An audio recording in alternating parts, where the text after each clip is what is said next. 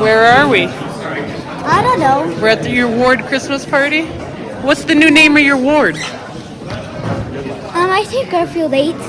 The Garfield 8th?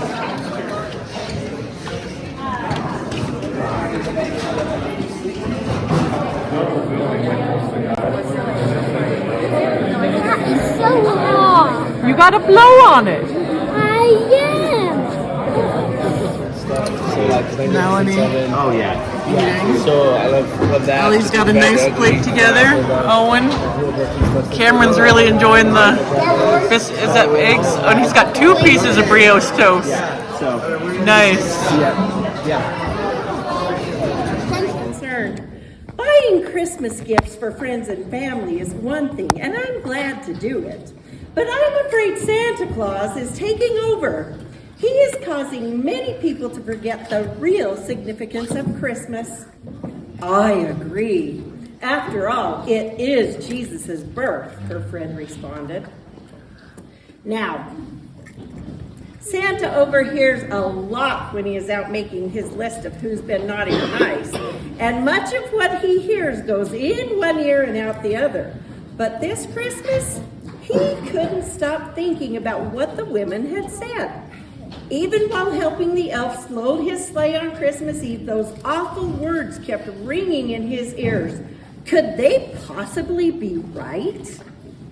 As he went from house to house delivering toys, Santa couldn't stop worrying. Some people do forget Jesus on Christmas. Could it be his fault? Santa's last stop, as usual, was at a church that had a life-size nativity scene. Every year, Santa loved to be the first person to wish Jesus happy birthday, and he always brought a special present for the Christ child. But this year, Santa's footsteps were slow and heavy. He opened the door at the back of the church and crept into the very last pew. His feet refused to carry him forward to the crib where the figure of the infant Jesus lay. He hid his present under the pew. He had never felt so drained. A tear rolled down his cheek. I'm not sure why I'm crying. Even though children had left him cookies and milk and many loving letters, he still couldn't remember when he had felt so sad or alone. What's wrong? Giving presents was always such a joy before, Santa thought out loud. He sat back and closed his eyes. Then suddenly he heard a voice calling, Santa, St. Nicholas. Santa quickly wiped his eyes. He didn't want anyone to see him crying. He looked around the church. The voice sounded familiar, but there was no one in sight. Cheer up. It's certainly not your fault that some people forget the significance of this day. The voice continued. Ever since you were born in far-off Turkey, only 300 years after my son Jesus was born, you've done far more than most to spread the true Christmas spirit. Santa could hardly believe his ears. God was actually talking to him, and his voice was warm and loving. He didn't sound angry at all.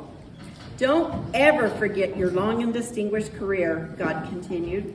It all began when at a very young age you were named Bishop of Myra because of your many acts of charity. Santa smiled, suddenly remembering his colorful past. Everyone called me Nicholas then, he recalled. And that's when I first discovered how great it feels to help those in need. And you certainly help them often, God added. Remember that poor merchant who didn't have enough money to pay for weddings for his 3 daughters? You secretly threw a bag of gold in each girl's window, thinking that no one would see you, but someone did. For that good deed, you were named patron saint of young marriageable maidens. The 3 gold balls that hang outside pawn shops to this day represent those 3 bags of gold. Santa chuckled quietly. He'd forgotten that. You've always loved children, God reminded him. Among many other good deeds, you were credited with rescuing some young boys from a horrible death and were named patron saint of children. That's the title I treasure most, Santa admitted. Well, don't tell that to others because other people love what you do for them too. You are known by many names as well, God reminded Santa. From the German, you are called Kris Kringle, which literally means Christ child. That's true. But my most popular name is Santa Claus, Santa interrupted. Some say it comes from the Dutch Sinterklaas, but I like to think it comes from the way small children say St. Nicholas. You know, St. Nicholas, Santa Claus. Santa pulled thoughtfully on his beard and looked down at his bright red suit. Red had been his favorite color ever since he wore the red robes of a bishop. But he hadn't been so fat then. Actually, he has only had his round belly for a relatively short time. In 1823, when his friend Clement Moore wrote the famous poem, The Night Before Christmas, it depicted Santa as having a round little belly that shook when he laughed like a bowl full of jelly. Soon, many people were drawing pictures of Santa. One of the first to draw them was Thomas Nat, and he drew him with a long white beard and round belly. Later, the Coca-Cola Company featured a jolly St. Nicholas on their advertisement, and since then, with the help of television, magazines, and newspapers, the figure of Santa Claus is now known everywhere. Jesus and I want to thank you for helping spread the news about Christmas to every corner of the world, God said softly. Every year you help millions of people, young and old, show how much they love one another. Because of you, people everywhere fill their hearts with joy and love on Jesus' special day. Thank you, God, Santa whispered. He felt better than he had felt for months. His was a very special job after all. Santa jumped up. Next year he would work even harder, filling hearts with love and joy so they would be ready for the Christ child on Christmas morning. He could hardly wait. The morning sun streamed through the stained glass windows of the church. It bathed the figure of the infant Jesus and Mary and Joseph in its bright, warm rays. Santa reached under the pew and pulled out the present he had brought for the Christ child. He knew he would have to hurry if he wanted to be the first person to wish Jesus happy birthday. He almost ran up the aisle, took off his hat, and knelt before the infant Jesus. He reverently placed his beautifully wrapped package next to the manger. It was the same present he had given Jesus every year, but now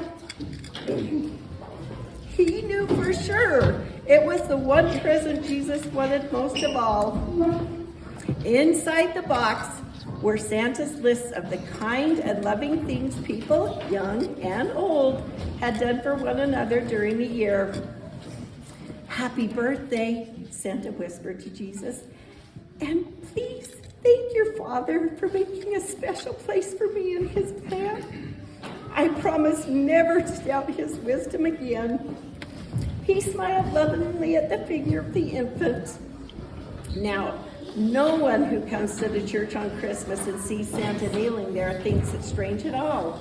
They can see that it is the perfect place for Santa Claus to be on Christmas. And some people, the legend says, even insist that the babe in the manger is smiling back at Santa. So they can coexist, and they do, and it's important to have everyone loving and giving and sharing at Christmas time. Holy night, all is calm, all is bright, round young virgin, mother and child, holy infant, so tender and mild.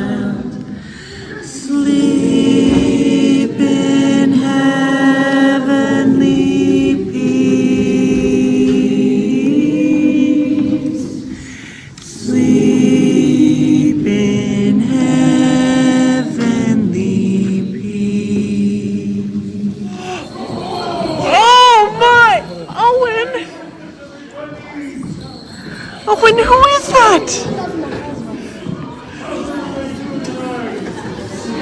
It's Santa!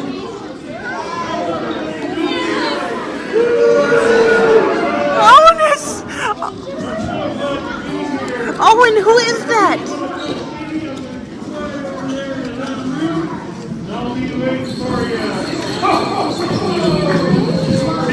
Santa!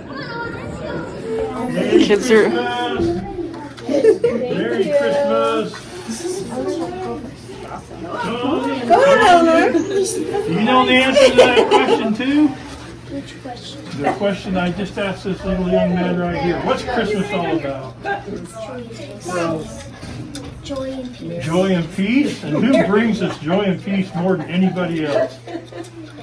Christ does. That's right. Good job. Whoops. There you go. Thank you so much for coming to see me. Owen! He's nervous to meet Santa. Uh-oh. Well, I'm not as scary as I look, okay? I know. Owen, Big old red Look. man, but I'm okay. I wonder what he has in that bag. Come on over here. I'll give you a little treat. Thank Merry you. Christmas. Merry Christmas, Santa. Thank you. Thank you.